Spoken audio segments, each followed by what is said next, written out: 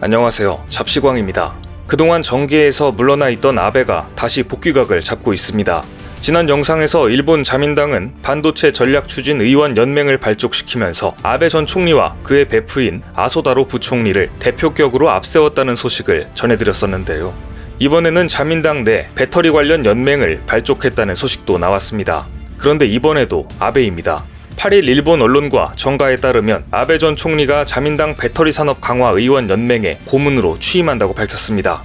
아베는 일본의 반도체, 배터리 산업의 재부흥을 목표로 연맹을 조직하며 관련 산업의 핵심 정책에 영향력을 높여가고 있는데요. 지난달 반도체 전략 추진 의원 연맹 설립 총회에서 아베 전 총리는 반도체 산업이 전체 산업의 급소가 될 수 있다며 지금까지와 다른 차원의 반도체 산업 지원 전략이 필요하다고 역설했습니다. 이런 논리라면 지난 2019년 한국에 대한 반도체 소재 등에 대한 수출 규제 역시 일본 산업에 급소를 때리는 전략을 취했다는 뜻으로 해석되는데요. 애석하게도 아베의 야심찬 수출 규제 전략은 대실패로 돌아가고 총리직도 퇴출당했습니다. 아베가 또다시 야심차게 준비한 이 연맹은 한국의 산업을 때리기 위해 혈안이 되어 있습니다. 이달 초 연맹은 반도체 산업 육성에 대한 결의문을 작성해 일본 정부에 전달했습니다. 일본 정부도 이에 맞춰 반도체 산업의 새로운 전략을 정리하고 국제적 입지가 하락한 반도체 산업 재건을 국가 사업으로 육성하기 위해 전력을 다하기로 했습니다. 경제 안보 차원에서 산업의 쌀인 반도체 산업을 재건하겠다는 구상입니다. 민생용부터 군사용까지 폭넓은 사용으로 산업의 쌀로 불리는 반도체는 미국과 중국의 기술 패권 쟁탈전이 격해지는 가운데 안정적인 수급이 경제 안전 보장으로 직결되는 전략 물자라고 말할 수 있습니다. 대다수 국가가 강력한 정책 지원으로 반도체 산업의 경쟁력 향상을 위해 분주한 가운데 일본의 반도체 몰락은 부정할 수 없는 사실입니다. 일본은 세계에서 반도체 공장 수가 가장 많은 나라이지만 첨단 제품을 취급하는 공장이 적고 노후화 등의 문제도 있습니다. 예전 기술에 머물러 있기 때문에 신기술 개발에서도 경쟁력이 뒤처지고 있고 차세대 첨단 반도체는 해외 수입에 의존하는 실정입니다.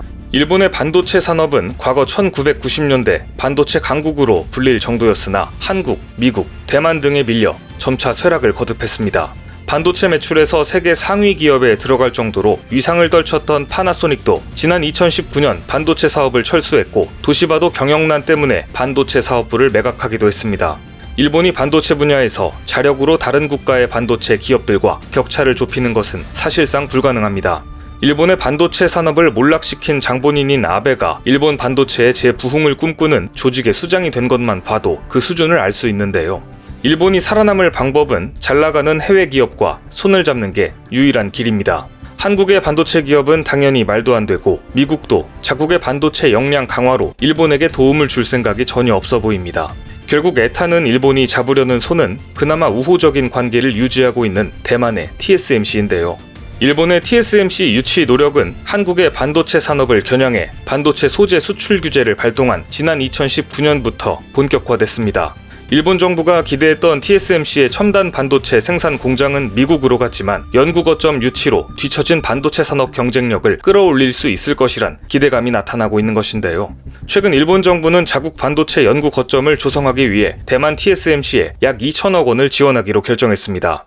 TSMC 연구소 옆에 붙어 반도체 후공정 관련 기술을 조금이라도 배우겠다는 것인데요. 또한 일본 정부는 소니를 앞세워 TSMC에게 합작 파운드리 공장을 세우자고 매달리고 있습니다.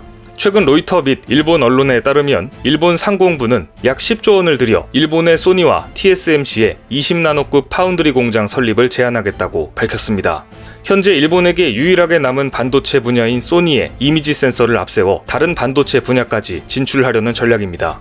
하지만 이렇게 대만에게 엄청난 돈을 쏟아부으면서 전적으로 의존하고 있는 일본에게 큰 위기가 닥쳤습니다.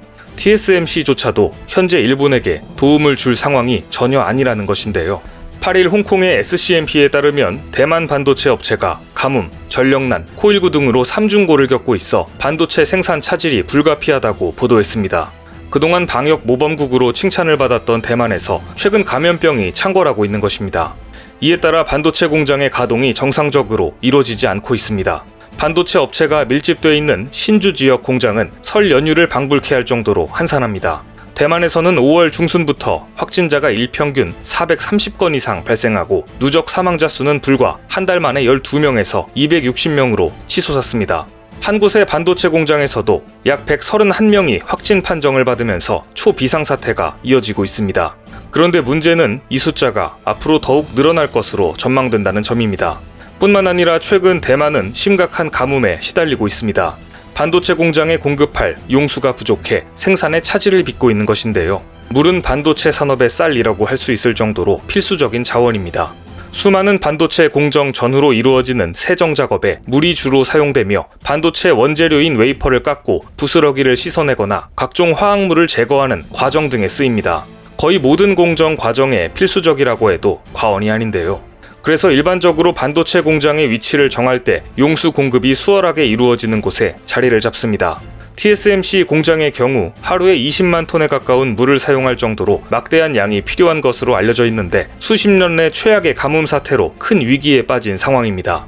최근 물 부족 적색 경보를 발령하고 TSMC가 위치해 있는 타이중의 주요 산업 단지에 물 공급을 15% 줄인다고 발표까지 했습니다. 이 때문에 반도체 생산을 맡긴 업체들의 이탈 가능성도 점쳐지고 있다고 하는데요. 그런데 엎친 데 덮친 격으로 전력난까지 심각합니다. 최근 가뭄과 폭염으로 전기 소비량이 폭증하자 정전이 발생하는 곳이 속출하고 있습니다. 실제로 신주 과학단지 내에 있던 TSMC 공장에서 누전으로 인한 화재가 발생하기도 했습니다. 대만의 반도체 업체들이 삼중고에 직면하자 한국의 반도체 업체가 반사 이익을 얻을 수 있을 것이라고 전문가들은 입을 모으고 있습니다. 한편 삼성전자는 압도적 1위를 자랑하던 메모리 분야뿐만 아니라 비메모리 분야에서도 비밀병기를 보여주며 업계를 깜짝 놀라게 했습니다. 삼성전자가 전자기기의 심장격인 전력관리 반도체 신제품을 공개한 것입니다. 전력 반도체는 스마트폰이나 전기자동차 등의 전자기기에서 전력을 공급하는 역할을 합니다. 사람의 몸에 피를 공급하는 심장에 비견될 만큼 시스템 반도체 분야의 핵심으로 꼽히는 부품인데요. 이번에 삼성전자가 발표한 제품은 D램 모듈의 성능을 극대화하면서 전력 사용과 발열을 최소화하는 제품입니다. 2030년까지 전 세계 시스템 반도체 시장 1위를 차지하겠다는 목표로 투자를 이어오고 있는 삼성전자는 이 제품을 시작으로 시스템 반도체 라인업을 본격 확대한다는 계획인데요. 뿐만 아니라 삼성전자는 최근 200단 이상 적층한 낸드 플래시 기술을 확보했다고 밝히면서 메모리 반도체 1위에 맞는 위상을 입증해주고 있습니다. 송재혁 삼성전자 메모리 사업부 부사장은 8일 기고문을 통해 이미 200단이 넘는 8세대 V낸드 동작 칩을 확보했고 시장 상황에 맞춰 적기에 제품을 선보이겠다고 밝혔습니다. 사실상 마이크론의 176단을 저격하는 듯한 발언을 한 것인데요. 다른 업체들에게 메모리 반도체 1위 자리를 넘보지 말라는 것으로 보입니다.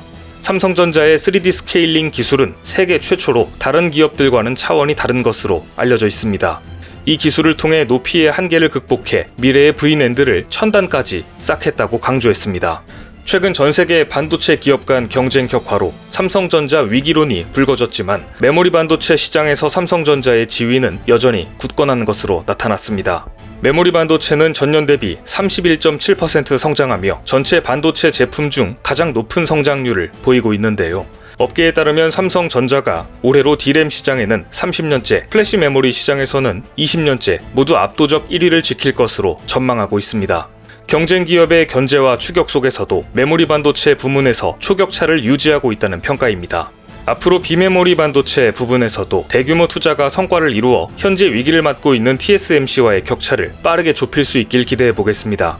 오늘 준비한 소식은 여기까지입니다. 댓글을 통한 여러분들의 많은 의견 기다리겠습니다. 많은 분들의 생각이 모였을 때 진정 가치 있는 지식이 완성될 것입니다. 시청해주셔서 감사합니다.